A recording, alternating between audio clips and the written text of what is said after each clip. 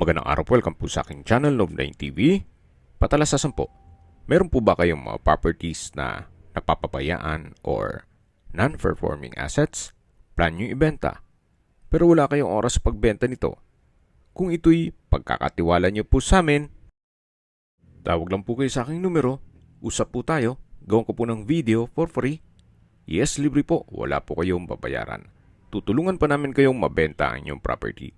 Kami na po bala sa marketing, sa boosting or paid ads. Even sa tripping, hindi na po kayo mapapagod sa pag-entertain ng mga buyers. Kami na po bala sa lahat. Tawag lang po kayo. Meron po tayong bagong video presentation, isang residential property na 4-story house. Ito po'y napakalapit lang sa Tagaytay. Nasa loob po ito ng isang exclusive subdivision na meron pong complete amenities gaya ng clubhouse, park and playground, basketball court, swimming pool, at 24 hours po ang security. Ito po'y nasa mataas na lugar. Ang estimated elevation above sea level ay 2,000 feet. Kaya ito pong bahay ay meron pong overlooking view ng Taal Lake at Volcano. Dito po sa likod ng bahay ay napakalaki pa ng espasyo o bakanting lote na kung saan pwede po kayo maglagay ng swimming pool. Yan po yung property line. May concrete fence na po yan. Paikot ng buong property. May lot area po ito na 370 square meters at may floor area na 359 square meters.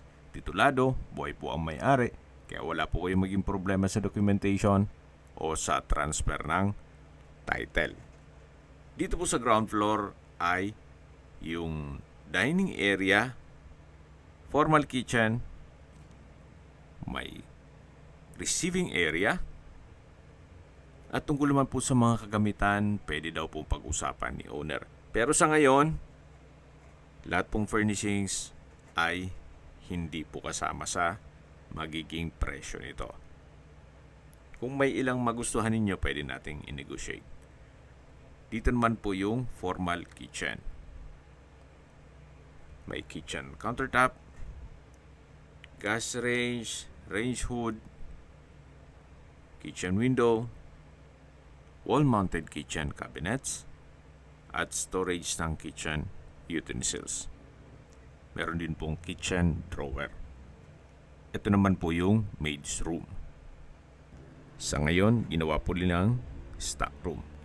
Katabi lang po nito yung under stairs na pantry or storage na kung saan dito na rin po yung mga circuit breaker.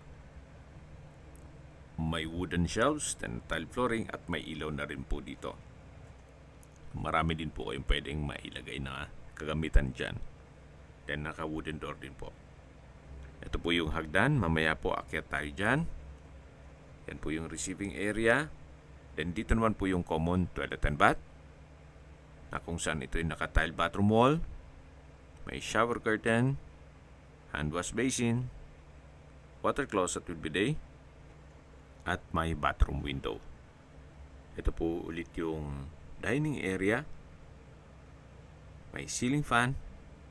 Then sa dulo po yung access door papunta sa likod ng bahay.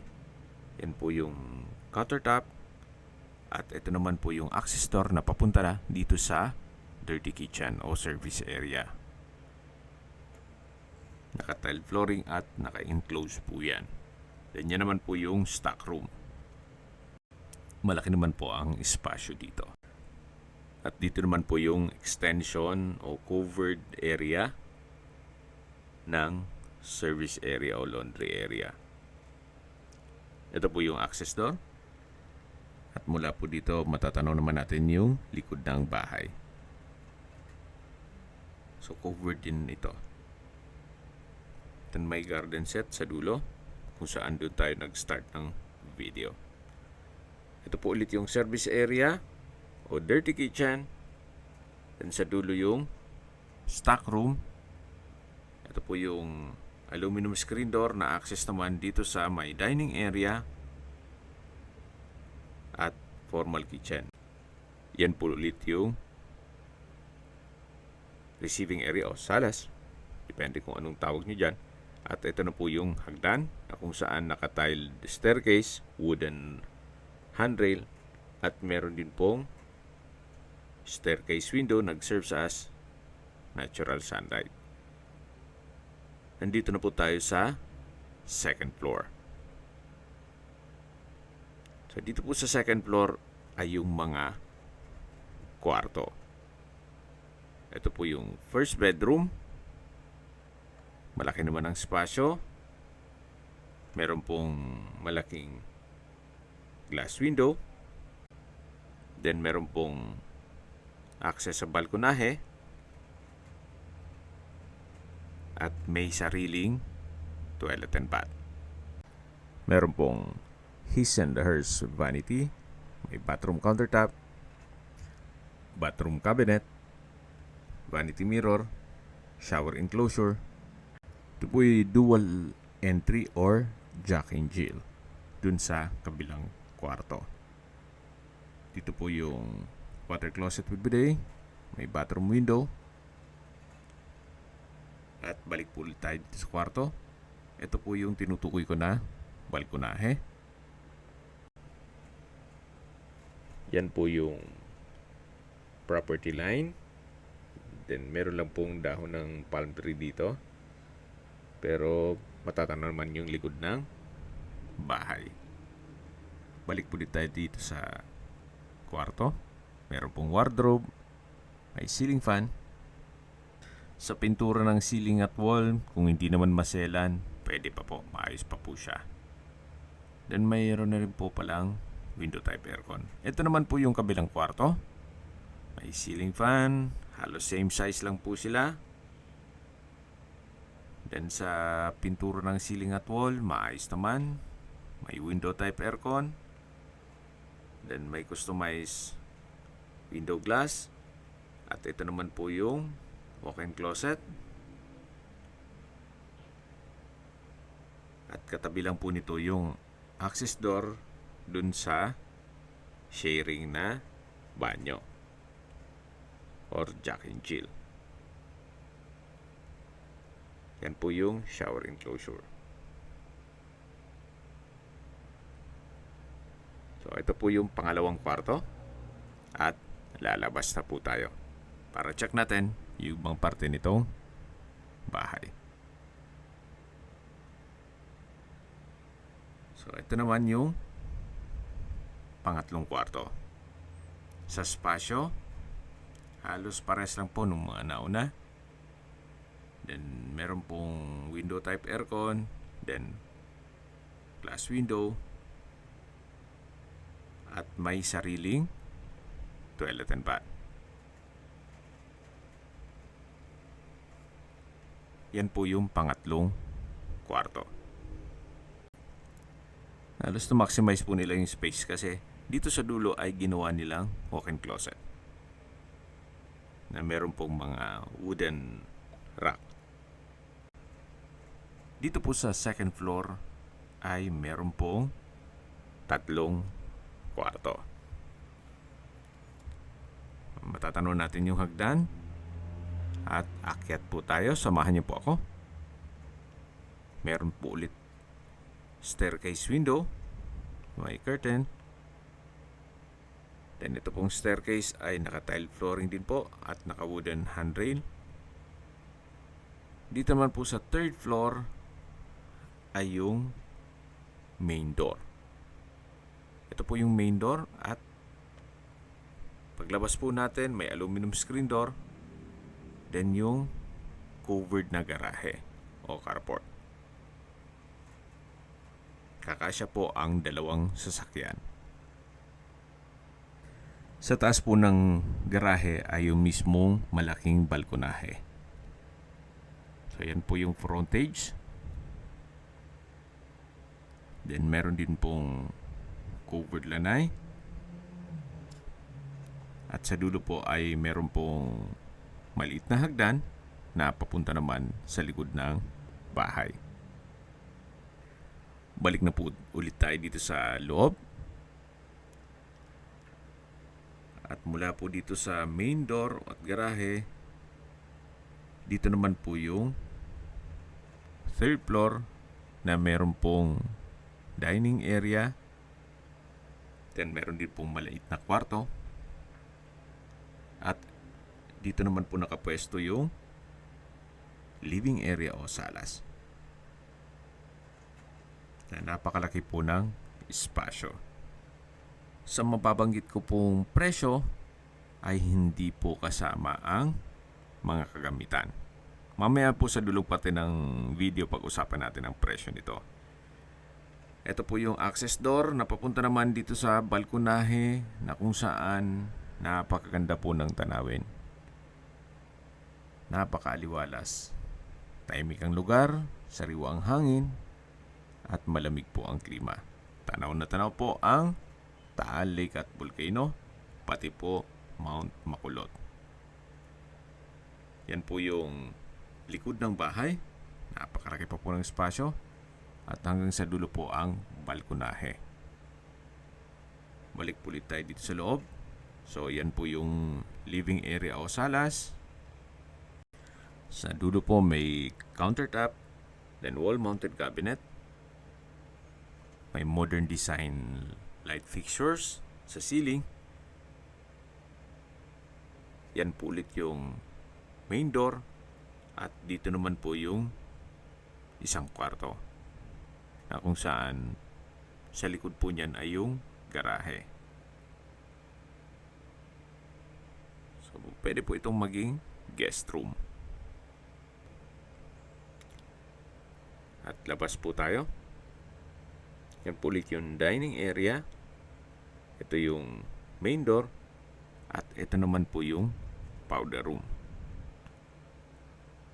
May bathroom countertop, hand wash basin, vanity mirror, bathroom cabinet, tile bathroom wall, at may water closet with bidet. Meron din pong bathroom window. So ito po yung third floor. Kung tatama rin na kakain sa baba, pwede po kayong kumain dito. At ito naman po yung hagdan. Ganun din po, naka-tiled staircase, wooden handrail at metal railing. Yan po yung staircase window na nag-serves as natural sunlight. At nandito na po tayo sa fourth floor. Dito naman po ay meron pong mga malaking kwarto o master bedroom. Check natin. So napakalaki ng espasyo. May split type aircon. Meron din pong access papunta sa balkonahe. May customized window glass, may pin lamps, may isang pintura ng ceiling at wall, naka-tiled flooring, may customized glass window. Check natin itong balkonahe. Mas maganda po ang view. Mas mataas po ito. Tunghayin nyo po ulit. Napakaganda po, napakaliwalas. Gaya po nang nasabi ko sa inyo kanina, ito po yung nasa mataas na lugar. Ang estimated elevation above sea level ay 2,000 feet. Ganun po kataas ang lugar. Flood-free area. Siyempre, secured naman po ito. At kompleto po ang amenities nitong subdivision. So hanggang sa dulo po yung balkonahe. Balik po ulit tayo dito sa loob. Ito po ulit yung master bedroom. May console table. Naka-blinds yung bintana. At ito naman yung banyo. Frozen glass po itong shower enclosure. May grab handle. Tile bathroom wall. Hot shower set. At dito naman po yung water closet with bidet. Bathroom countertop.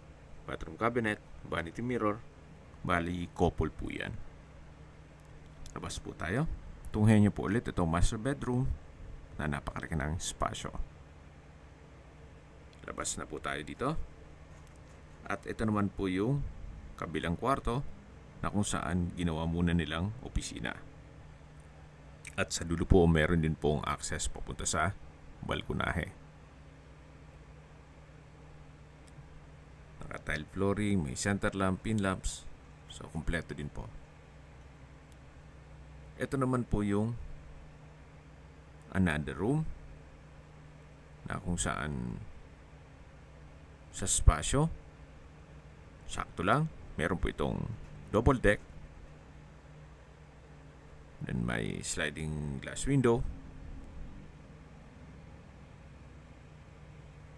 At ito naman po yung access door na papunta sa malaking balkonahe.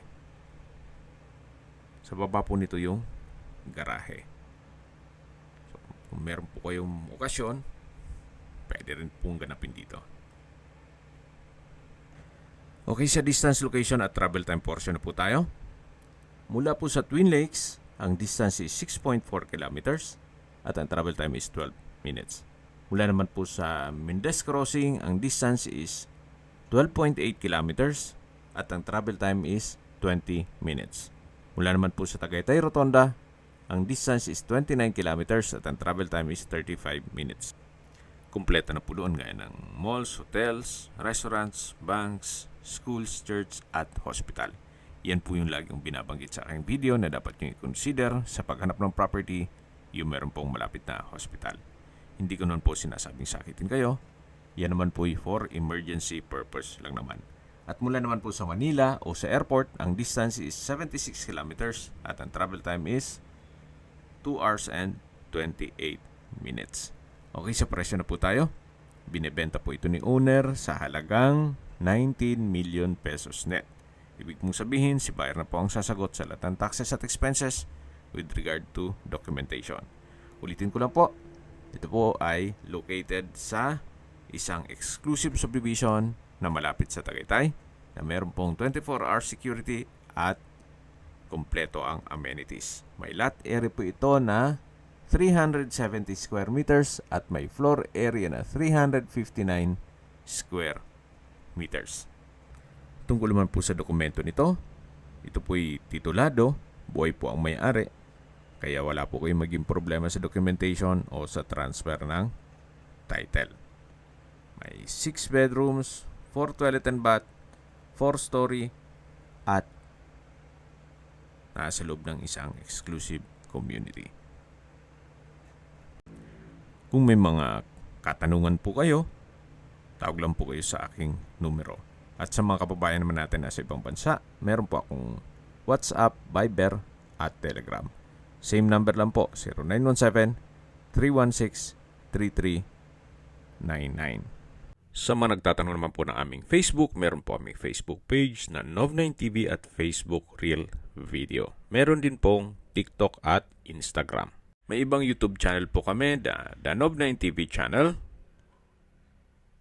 Nov9TV Listings, Nov9TV On The Spot, Nov9TV Updates, at Nov9TV House Rental. Sana po naibigyan nyo ang video presentation. Paki-like and subscribe na lang po sa aking channel para ma-update din po kayo sa aking future listings. Kung sakali po hanap nyo yung mas malaking sukat ng lupa, meron din po kami ibang listings na pwede nyong pagpilian. Huwag po kayong mag-atubiling tumawag sa amin. Then, let us know your budget para malaman namin kung anong property pwede naming ilog sa inyo. Sa lahat pong viewers, subscriber at nagtiwala po sa amin, salamat po sa suporta. Ingat po kayo lagi at yung pamilya. Maraming salamat po.